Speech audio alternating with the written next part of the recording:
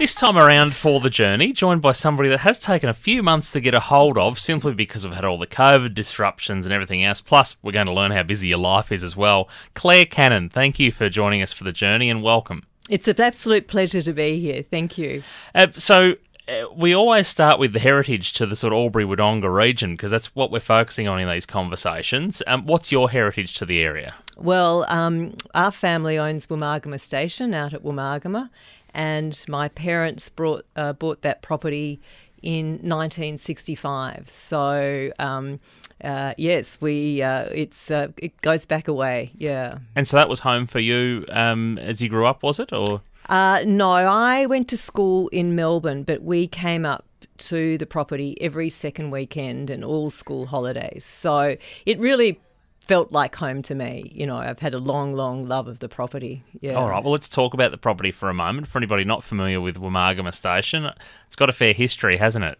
Yes, it does. It was originally settled in 1838 and it was 25,000 acres and it had 25,000 sheep when my parents bought the homestead and they bought 2,500 acres originally. The property is now 6,500 acres and we have grass-fed only Poll Herefords and Merino sheep accredited with ZQ Merino, yeah. Yeah, and there's the royal connection.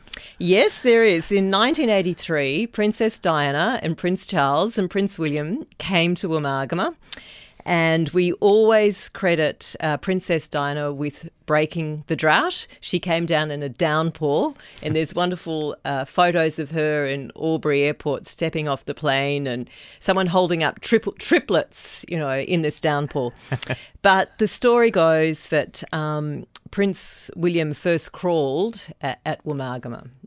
There you go. So for anybody who hasn't followed that particular moment in history, a significant one, how do they come about to staying on your family property? Well, I think that Princess Diana didn't want to come to Australia unless she could bring Prince William. And Malcolm Fraser was the Prime Minister at the time. And so they wanted the royals to be out of a capital city. I think it was the time of the IRA, so I think security was an issue. Albury was great because it had an airport and it was easy to get to Canberra or Sydney or Melbourne. And, you know, I believe my parents knew Malcolm Fraser and Tammy Fraser, and I just think they probably suggested, Tammy probably said, bring the baby and take them there. So my parents were asked anyway. I'm not exactly sure, but that's what I think happened. Yeah. And let's be honest, in terms of the IRA and what have you, where's Woomargama? That's right. Well, there was an air exclusion zone around Woomargama, but that was really to stop the press and that were camping all around. But exactly right, yeah. And then there's you mentioned you went to school in Melbourne, and this is obviously the family's sort of almost weekend of property, although a very serious business at the time and still is, I know, to this day. We can talk a bit more about that shortly. But what's the connection to the Melbourne Cricket Club? Because this is you're on the committee there. Yes, I am. Well, I'm a cricket fanatic, and my father, I think my father got me into the love of the game, and I've taken girls' cricket tours around the world with Cricket Without Borders. So we first went to England, we've been to Japan, we've been to Darwin, and we've been Singapore and all throughout the Pacific. But my great-great-uncle captained Australia, Joe Darling, at the turn of the previous century. So he played against W.G. Grace in England. He played against, in front of the future, King Edward and King George. So I've had this long-abiding love of cricket. I think they needed a woman, and I had a cricket background. So, and I had chaired the women of the MCC. So, yes, I've had a 15-year involvement with the MCC. Were you the first woman appointed? No, I was the third. Yeah, yes. okay. So the first woman was Jane Nathan, and she mentored me all the way through. So, yeah. Well, that's very interesting and really worlds apart. And if we can hone in on that cricket just for a moment, we've obviously just had a local export just announced as the acting Australian coach. Right, And yes. in McDonald. Yes, Ronnie, yes. as they call him, because of his red hair. And an MCC cricketer in the past. Mm. Yeah, and that's a pretty exciting thing, I guess, putting our region on the map, although not a lot of people might realise that. Andrew McDonald is a star, and he's, I think, very much a modern-day coach. And I think he's coached some T20s without Justin Langer, so very qualified and capable man, yeah. Do you think he'd get the nod to be the ongoing coach? I'm sure the players would love it. Whether he would want to do it, I think it's a bit of a poison chalice, that job now, isn't it? It certainly has been in recent years, that's for sure. So let's go back to Woomargama Station, and I know that you've been very proactive with that business, and I know that the wool that, I guess, as you mentioned, the qualification of it, like it's quite a high-end product, like a really well sought-after product. Yeah. Let's talk about some of the things that you're doing there in this current day and with farming in this day compared to perhaps when your parents first bought the property or when it was first established way back.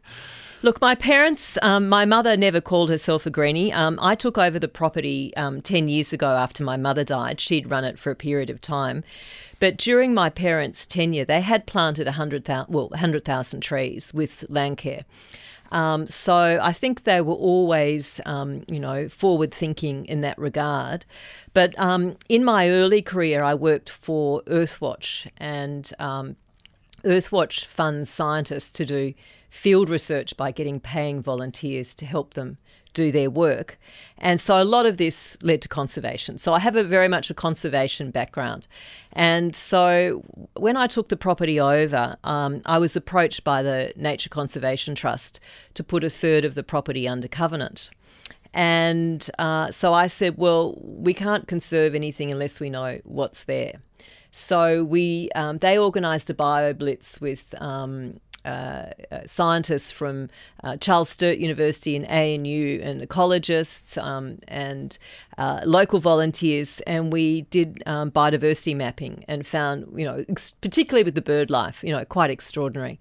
So that led me really very strongly in this direction. And then we were approached by ZQ Merino, which is a New Zealand company, which supplies non-mulesed, high animal welfare, high sustainability wool to companies such as VF Corp, which owns Icebreaker and North Face.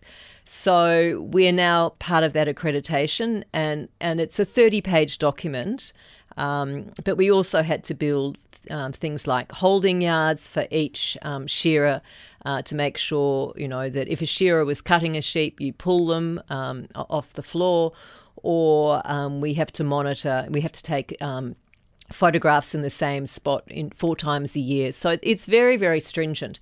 And we've just actually, and it's outside auditing. We have now gone to the next level of accreditation with ZQ, which is ZQ Regenerative X, which includes waste, water, well-being of your staff, community involvement, scientific research, and biodiversity. So we have the highest biodiversity score of any of the 300 farms that are accredited, 8 out of 10. And I was a bit cross. I said, well, why didn't we get a 10? And they said, well, you have to reintroduce a species. And I go, no worries, I've got one in mind, the southern bell frog. So that's my next project. You've got plenty to keep you busy. And the things that you, this is why this journey is probably going to be interesting for many, is the things that you're doing are quite futuristic. The things that you're doing are quite high level. Some of them, no doubt, are probably high risk. So let's keep going down that path of what makes someone like you that functions the way that you are. I know before we started this journey, you said you're up and down the road between Melbourne and Woomargama so often. So you'd have to be pretty highly functioning. So work would obviously consume a fair bit of your life to some degree, even if you love it. Is that a correct statement? Yeah, I mean, I love it. I mean, there are always difficult times on the farm, like droughts or whatever, which are pretty soul-destroying. But it's not really work because I love the property so much. Yeah. So when you aren't working, what is it that you're doing with your spare time or your hobby? So I'm a passionate cricket fanatic. So I can watch cricket anywhere on the television, anywhere in the world. But I've just been with one of my cricket watching girlfriends to Tassie for the 5th test, and that was fantastic. And great to go overseas after our COVID lockdowns. Nothing like the white horses under the wingtips, do you know what I mean? So that was a great joy to me. And I'm an avid reader. And actually during the big long lockdown, that I got stuck in. The first lockdown, we were up at the Woomargama, which was great, but unfortunately I had an operation on my feet and got stuck on the wrong side of the border for the 111-day lockdown in Melbourne. So I started an Instagram account around what I call comfort reads, so sort of soothing reads during lockdown, and so that's something that I love. That's a nice little hobby to have on the side. Yeah, wonderful. And has that gathered traction? Are people? Yes. I've put it in my mother's maiden name, so Clare Anderson Comfort Reads, because it's a bit confusing otherwise. But yes, and I've also then my husband and family gave me a street library for my birthday, so I'm now a street librarian as well. So that just gives me so much joy. It's so fun. Yeah, that's great. And I guess being a reader, you will have read a lot of books from different people's points of view. You would be like, geez, that's a really interesting character. Their story's good.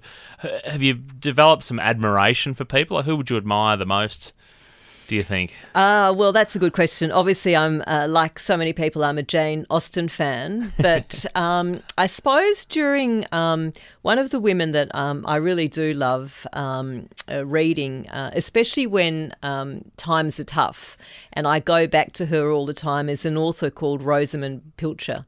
And she wrote a bestseller called The Shell Seekers, but she's one of my great comfort reads. So, but I just love historical fiction. So, that's my genre that I love. You mentioned the cricket fanatic thing. Let's hone on that again for a second. Do you play cricket? Have you played cricket, or do you simply love watching it? And I guess the other question then is what made you so obsessed with that sport? You know, I mean, you mentioned some heritage in your family playing, but is that sort of the interest in that family history and the family tree that got you there, or? No, I don't know. I don't know I just love the game. I think that when you watch cricket, the rest of the world disappears, and God is in his heaven and all is right with the world. Yes, I don't know. I just love it. And what I love about the game, I've never played. We didn't play cricket at school. I went to a girls' school. I have played a bit of beach cricket in a moo-moo. That's about it.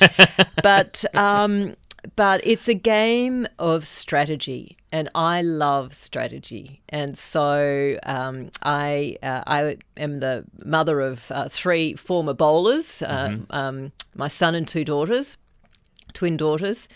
And, I love listening to Shane Warne commentate, because he always talks about strategy, and he'll say, now, this ball, he'll probably do this, but the next ball he'll do this, and then he'll do this, and, maybe this batsman will get tempted and they'll get caught on the boundary or something. So I love that. And Test cricket for me, is just it represents life. There's nothing happens, and then suddenly everything happens. so yeah.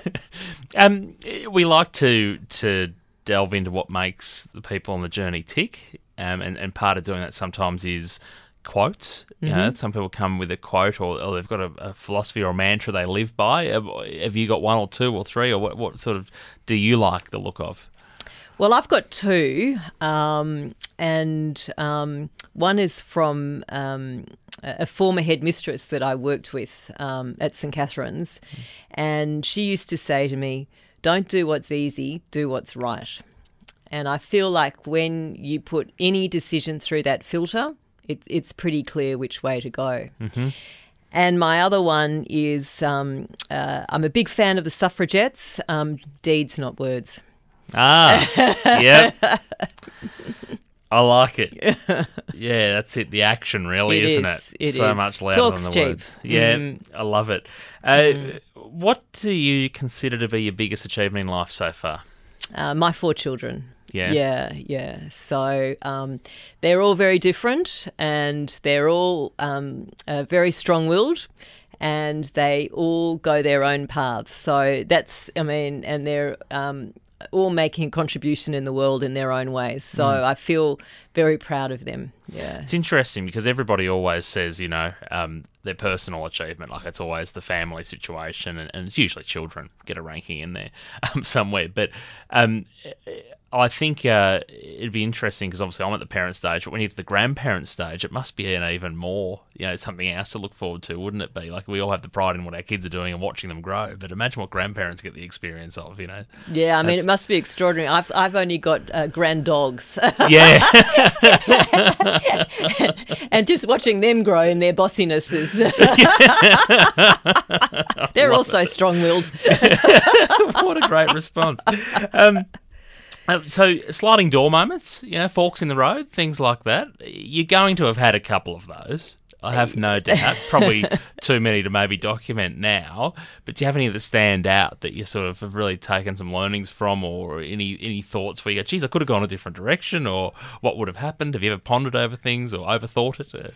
Look, I probably had 2 that I come to mind. First of all, the first one was I was in Kenya when I was 21, travelling with my cousin, and we were on one of those overland buses, and we were just going from Johannesburg, which was under apartheid at the time, into Kenya. And then my cousin said to me, actually, I'm going to follow this truck all the way through to London. And she rang her father, and I'm like, okay, I'm coming too. So we went 13,000 miles from Johannesburg to London. Wow. By truck. And it was pretty rough. And we had people got malaria. We broke down in the Sahara. We had armed guards through the Belgian Congo. We had the most extraordinary experiences. But that was probably one of my biggest sliding door moments. And I think the other one was when I re-met my husband, whom we'd been friends for many years, but I saw him at my cousin's, same cousin actually, wedding, and he was talking to my mother, and I just saw them and I thought, oh, I'm going to marry that man. And 3 weeks later, he had to go back to New York to work, and he asked me to go with him, and I went.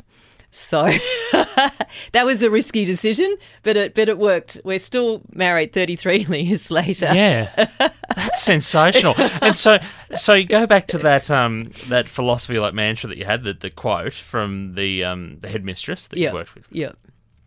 Was that sort of used in that situation? Was that the sort of... No, I didn't know her then. I probably might have made some different decisions. I don't know. I am very much follow my intuition. I'm a dreamer rather than a micro planner, and I walk towards my dreams all the time. And when I make a difficult decision, I visualise how I would feel in the morning having said yes or no, and that's how I follow it, how I feel. How I would feel making those decisions. So intuition, gut feeling, is part of that process. Because when you talk to people about this, is part of that process goals, or is it simply opportunity? Dreams. So I'm a big believer, and I say this to the girls that I've taken on cricket tours: walk through the doors that open for you. So, for instance, with this interview, my children were going, oh, why are you doing this, Mum? And I'm just like, well, I walk through the doors that open for me. And I feel that often that's the best way to go, and it often doesn't lead you anywhere that you thought you were going to go. But I don't like knocking back opportunities unless there's a good reason. Is that something that you've learnt from experience and life? Is that something where stepping outside the comfort zone would be something that sort of helped with that, or was it originally just something that you naturally did? I have a saying on my fridge that says, everything you want is on the other side of fear. So I think it's really important to step outside your comfort zone. I think it's really important to role model that to your children. And I think it's really important to do that as a woman, not to be safe. Because a lot of the decisions I've made, have been, a little bit risky. But my father was a great promoter of women, and he had enormous confidence in me. But he always used to go where people hadn't been. He did business in Papua New Guinea in the 70s and loved it. So he was always a bit of a risk taker himself. So I suppose I've just learnt from that. It's fascinating because often you see people go, what if this happened or what if that happened? Are you suggesting that maybe you think of that as part of that process? Or oh, yeah. I mean, it's calculated? Oh, yes. I mean, definitely. I do think these things through. But look, I don't do things that are sort of run of the mill. So everybody said to me, you should go on the Melbourne Cricket Club committee, and I knew that I would find it challenging because I love change and innovation. I'm more entrepreneurial. Everybody told me I shouldn't, not everybody, a lot of people told me I shouldn't put the covenant on a third of the property at Woomargama. So the more people say no, the more I think it's suited to me. And that's how things get done, right? So how different things get done. But it is because you're prepared to challenge and or accept the normal is what I'm sort of sensing there is you've got to have the courage there really, which might not be a word that you've probably self-reflected or identified, but you've got to have the courage there to be able to go, what is the absolute worst that can happen here? That's right, and I think that look, I suppose I'm a bit of a disruptor. I don't really like that word, but I think that there's that you have to have a vision of where you want organisations to go, and I think it's really important to leave a legacy in your life, and making some change for me is leaving a legacy. Good on you. And did you always plan to be where you are now and what you're doing now? Like, it sounds like the fleeting 3-week trip back to America for her husband and all the rest sounds like it's taking the opportunities and dreaming.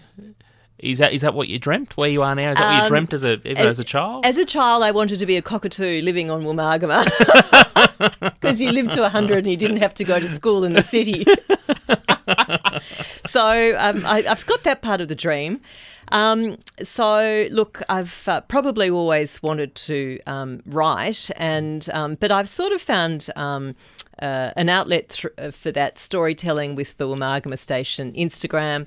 I wanted to I'm in the process of starting a podcast, really talking about defending farmers, if you like, because they're often vilified as part of the problem of climate change, carbon and biodiversity loss.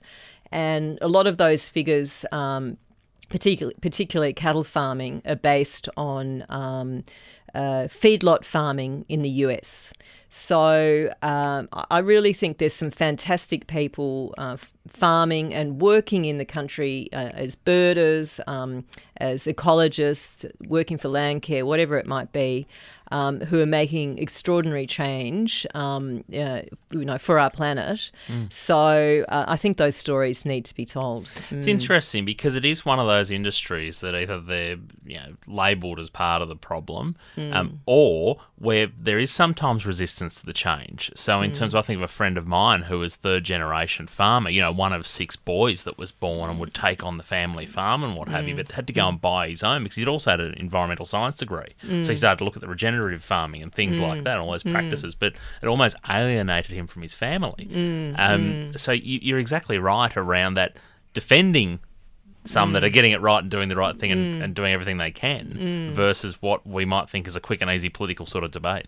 And look, it's not easy. I mean, we're not an organic farm, but I'm a big believer in taking the middle path. And so you work towards some goals, but you've got to be practical. And look, it is divisive in the country. And so I don't want to be called a greenie because, we're running a farm that's, it's a business and we're making money. And we've chosen that path because it's good for the environment, but it's also good for our bottom line. But it is divisive and it's tricky. So thinking ahead, the next 5 to 10 years, because you sort of know where you've been and the dreams and the opportunities and all the rest. What does the next 5 to 10 years look like? So look, I'm going to keep. I suppose I've spent a lot of time sitting on committees and boards when I was raising children. The children have mostly left home. They seem to all return during lockdown and the hotel, and with their partners and their dogs, and the hotels seem to open again. But I sort of would like to be more creative in my life. So I'm loving my, my book little project. I'm in the process of designing a Woomargama Station tartan. I think I'm just starting an anti-fast fashion campaign, just talking about my journey on slow fashion and,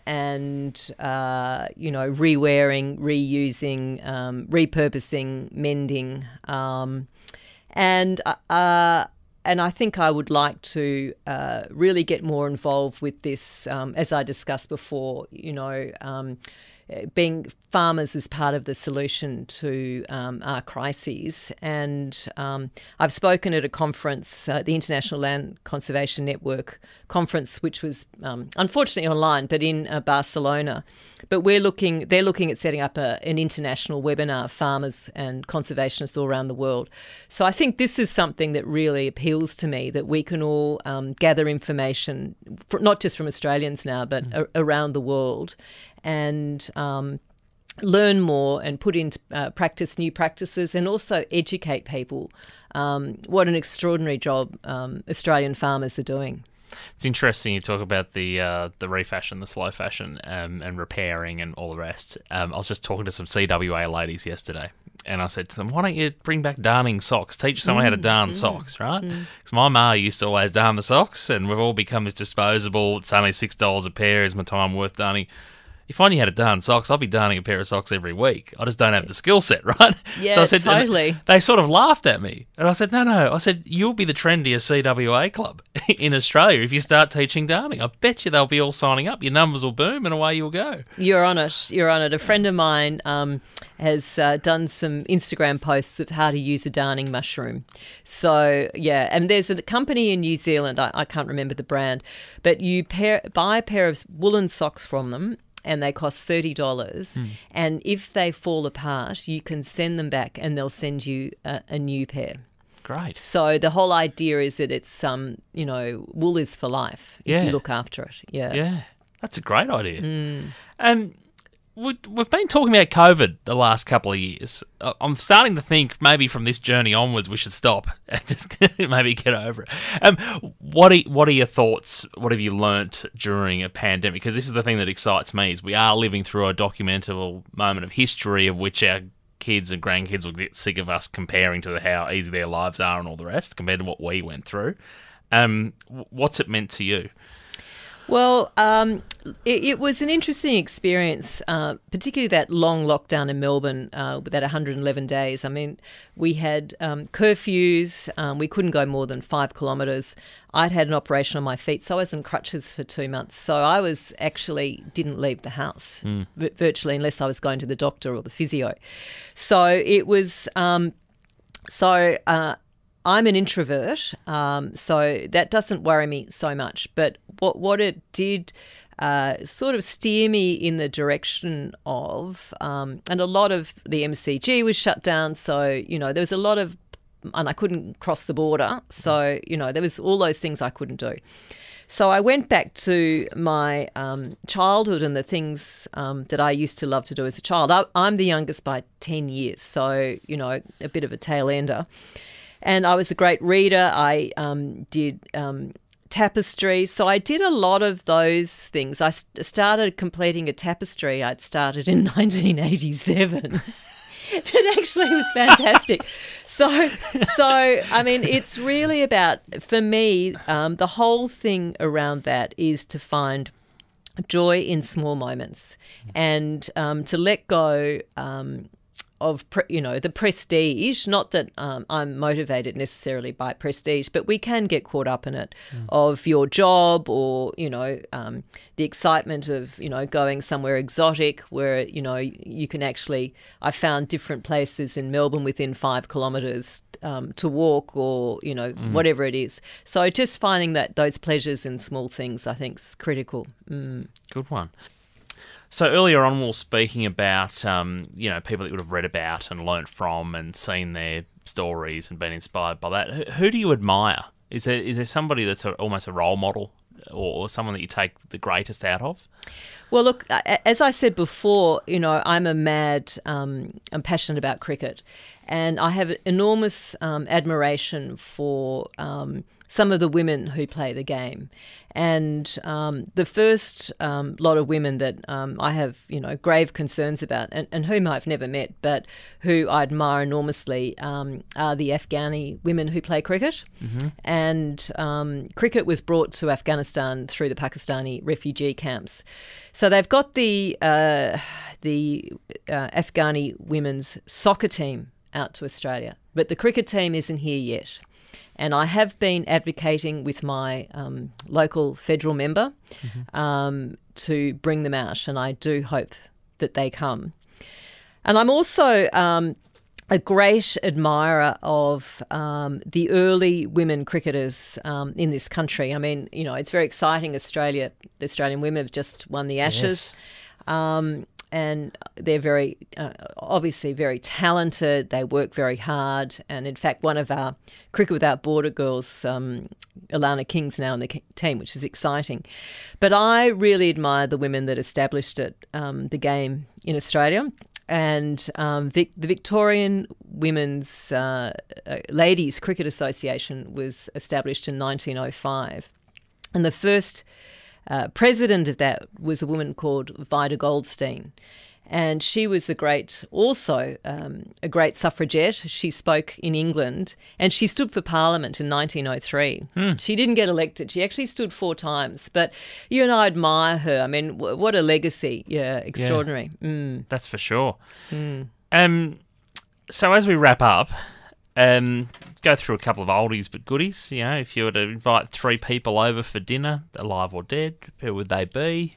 And I want to paint the picture of that dinner table. Well, unfortunately, they're all dead, which says something about me, maybe. And in fact, we've discussed them all. So the first one would be, I would have loved to have met my great-great-uncle, Joe Darling. Mm-hmm. And one of the reasons I would have loved to have met him was that he was a bit of a disruptor like myself, and he took on what was called the Cricket Board of Control in Australia a number of times about what he thought they were doing wrong. And I certainly have a lot of moments where I feel like writing to Cricket Australia myself, actually.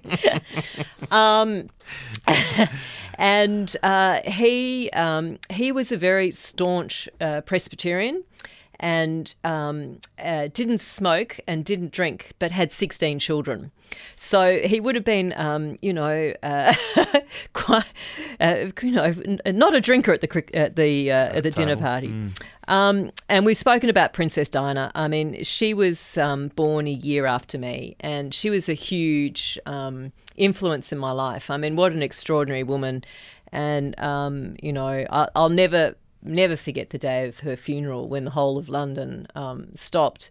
And, I always feel it's a bit of a tragedy that her relationship with Prince Charles folded just from not from their personal viewpoint, but from a world viewpoint, with his, sort of foresight in the environmental world, and her humanity. I mean, it could have been extraordinary.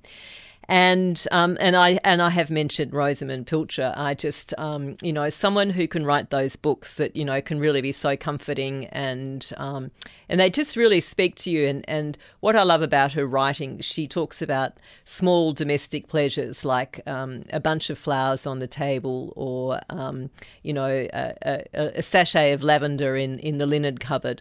So those are people I admire who were very much themselves and very true to themselves, and very much wanted to lead their own lives. I love it. And so you're sitting there. What are you eating? Sweet or savoury? Definitely some lamb.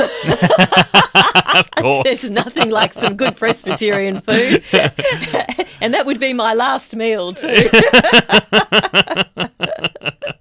And as we edge towards a weekend, and this may end up being time specific, but what does a normal weekend look like for you? What's your plans when you get to the tail end of the week? Oh, well, look, if I'm not going to a cricket match or a football match, I do spend a lot of time doing that at the MCG, which I absolutely love. And I always say that,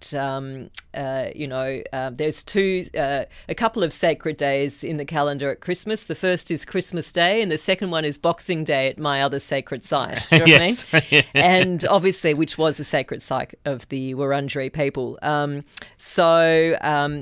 If not that, this weekend I'm actually wedding dress shopping with one of my daughters. So that's exciting. Yeah. Very exciting. Well, Clare Cannon, really appreciate having the chance to meet you for the first time today, and for you to share also the journey of yours, although be it compressed into half an hour or so. I really appreciate you taking some time out of your busy life to come and share some of your thoughts and views with us. Oh, pleasure, Kevin. Nice to talk.